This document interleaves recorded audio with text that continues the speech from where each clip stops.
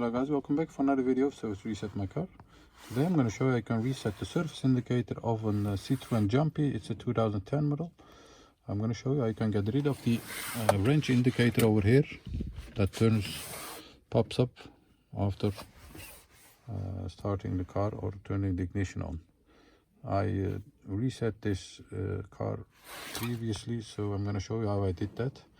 Before we start, I want to mention our YouTube channel, it's Service Reset My Car.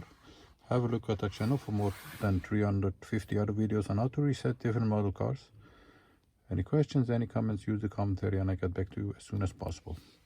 Okay, as I mentioned before, it's a Citroen Jumpy 2010 model.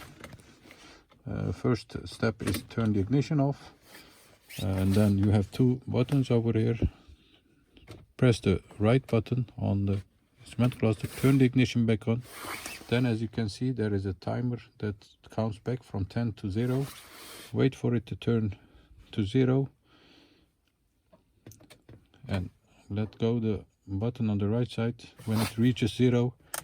And when it reaches 0, you turn back off the ignition, turn the ignition back on, and you'll see that the next service is due to 30,000 kilometers.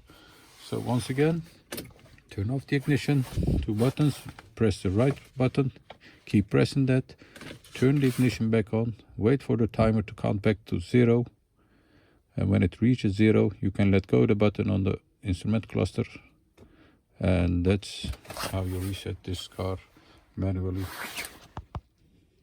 for the oil service.